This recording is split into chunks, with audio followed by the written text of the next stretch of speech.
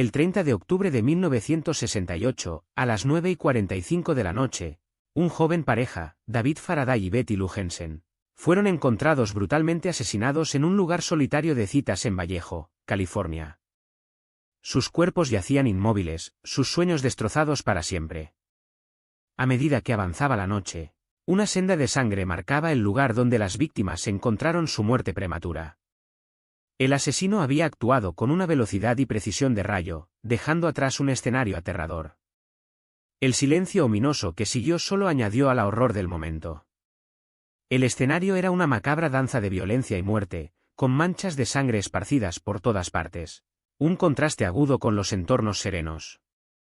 La oscuridad de la noche parecía amplificar la brutalidad del crimen, como si el asesino hubiera elegido deliberadamente este momento y lugar para cometer sus atrocidades.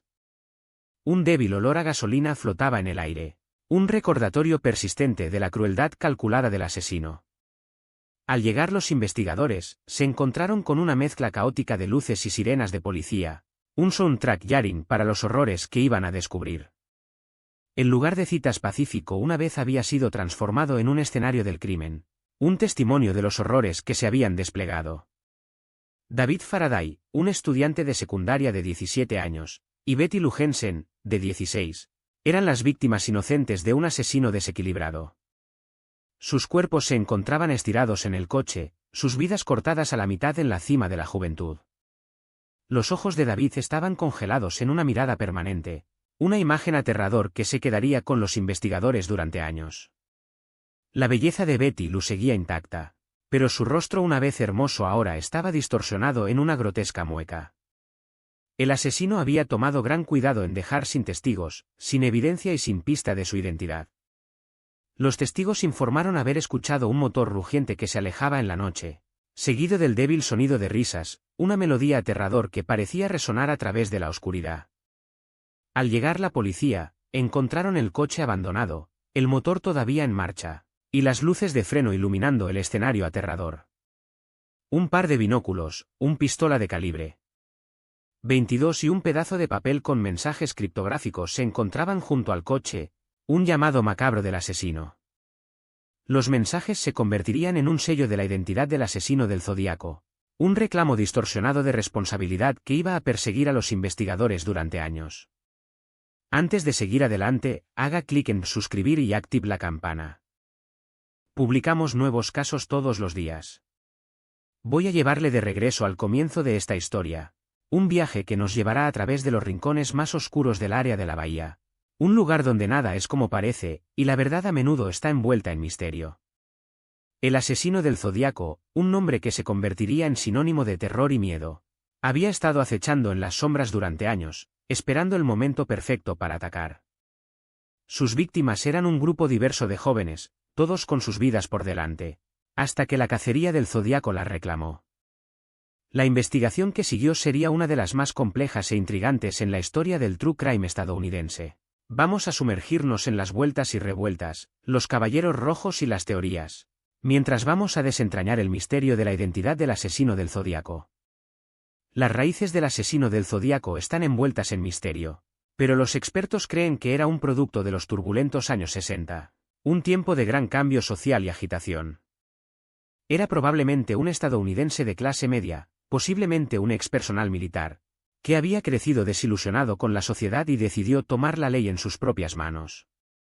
Los motivos del Zodíaco eran una mezcla de placer sádista, un deseo de notoriedad y una necesidad distorsionada de control. A lo largo de su cacería, envió cartas criptográficas y códigos a la policía, burlándose de su astucia e inteligencia. La verdadera identidad del asesino del Zodíaco sigue siendo un misterio hasta hoy en día. Un rompecabezas que continúa fascinando y horrorizando a todos nosotros. La figura central de nuestra investigación es Arthur Leigh Allen, un residente de 39 años en Vallejo, California. Vivía con su madre en la misma casa donde creció, una casa victoriana de 2 pisos situada en un barrio tranquilo. Allen trabajaba como reparador de zapatos, un trabajo que requería atención al detalle, pero luchaba por encontrar un sentido de propósito y estabilidad en su vida.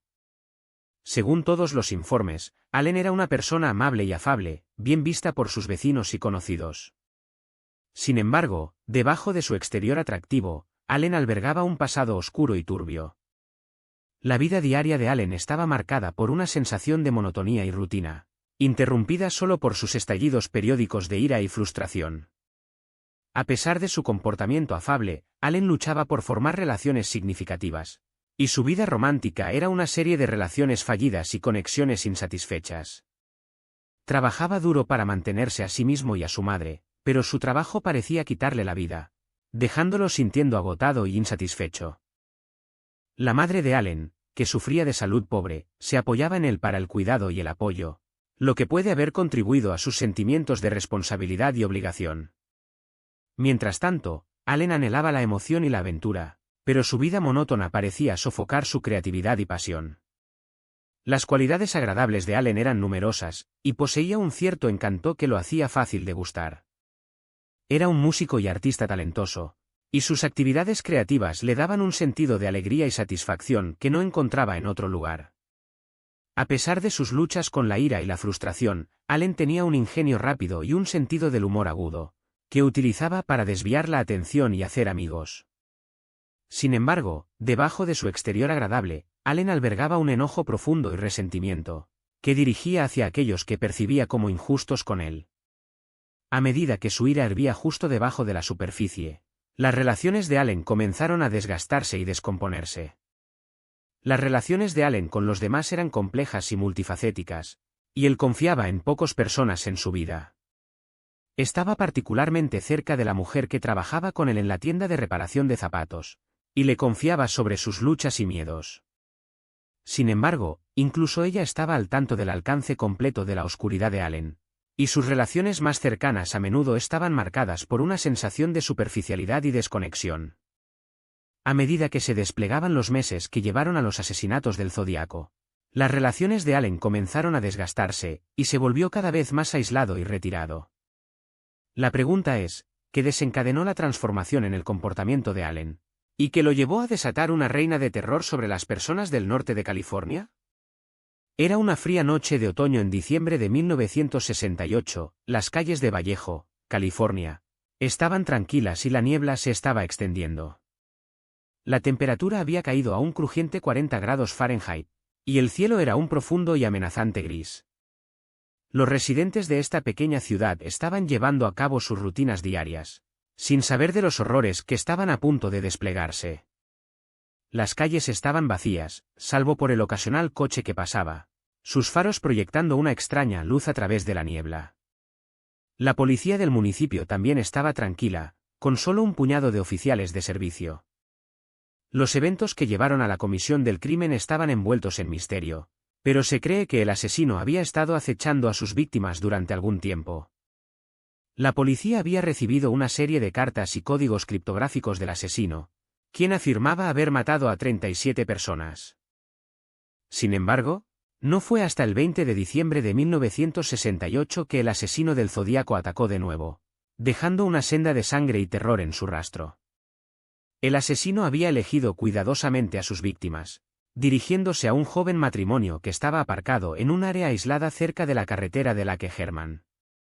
El matrimonio, David Faraday y Betty Lou Jensen, estaba desconocido de la peligrosidad que acechaba cerca.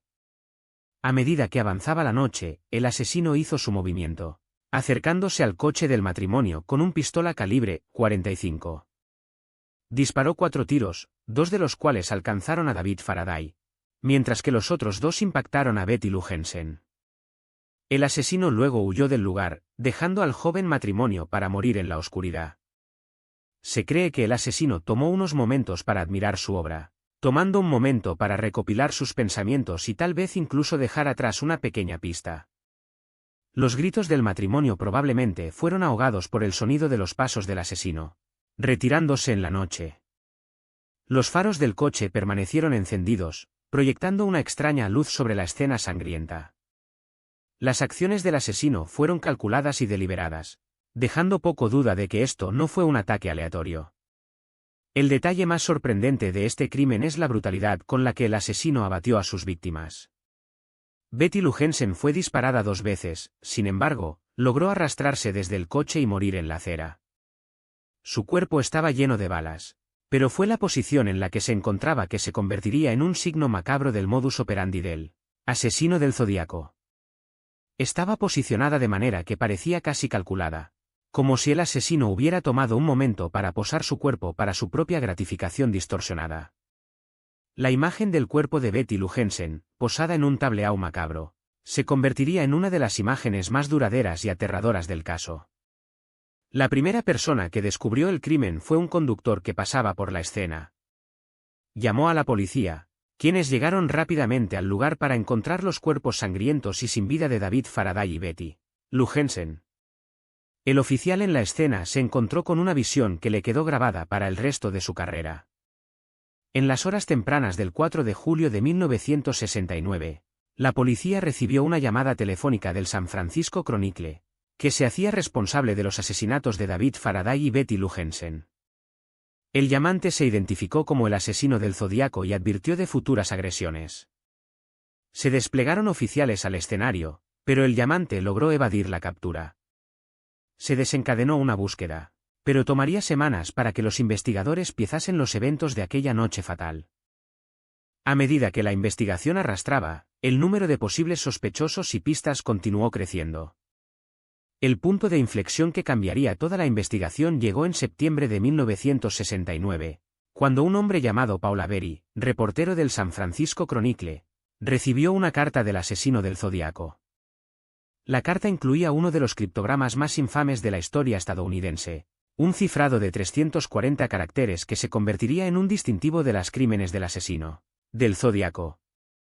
La FBI finalmente descifró el código, revelando un mensaje que decía: "Me gusta matar a la gente porque es tan divertido". Si bien el avance fue significativo, los mensajes criptográficos solo agregaron a la misteriosa alrededor del asesino del Zodíaco. La investigación ahora tenía una cantidad abrumadora de información que procesar, pero el asesino permanecía a la fuga. La investigación sobre la identidad del asesino del Zodíaco llevó a los investigadores por varios caminos, pero un hombre se destacó como un sospechoso principal: Arthur Leigh Allen. Un convicto de 39 años de abuso infantil, Allen se ajustaba a la descripción física proporcionada por uno de los supervivientes, y su letra parecía coincidir con la del asesino del Zodíaco. Sin embargo, una exhaustiva búsqueda de su hogar no encontró nada concluyente, y una prueba de polígrafo más tarde reveló que probablemente estaba diciendo la verdad sobre su participación. Otros sospechosos, como Ross Sullivan y Richard Gajkowski, también serían objeto de escrutinio a lo largo de los años, pero ninguno fue formalmente acusado. A pesar de estas pistas, el asesino permaneció elusivo. Uno de los más famosos red herrings en el caso llegó en 1971, cuando un hombre llamado Lawrence Kane apareció en la comisaría de policía de San Francisco, afirmando ser el asesino del Zodíaco. El comportamiento errático de Kane y sus aparentes intentos genuinos de confesar llevaron a los investigadores a creer inicialmente que podría ser el asesino. Pasaron horas sin fin interrogando a Kane, recopilando pruebas y realizando pruebas, solo para descubrir finalmente que Kane era una persona desesperada con una historia de enfermedad mental. Tardaría meses, pero el verdadero asesino del Zodíaco permaneció escondido detrás de la niebla de la historia fabricada por Kane. Por el momento en que la verdad finalmente vino a la luz, meses de tiempo valioso habían sido malgastados en la persecución errónea de este sospechoso. Mientras hemos estado sumergiéndonos en el caso del asesino del Zodíaco, una revelación destacó que nadie había predicho, y es un giro que todavía deja a muchos en la comunidad de True Crime perplejos. En 2018, un nuevo sospechoso surgió en la forma de Arthur Leigh Allen, un pedófilo condenado que había sido investigado en la década de 1970. Lo que resulta chocante es que la evidencia de ADN de Allen se descubrió en un trozo de papel de carta, encontrado en uno de los escenarios del crimen, y coincide con el ADN del asesino. Esta revelación ha despertado un renovado interés en el caso, con muchos que ahora creen que Allen fue el asesino del Zodíaco. Es un giro que ha dejado incluso a los detectives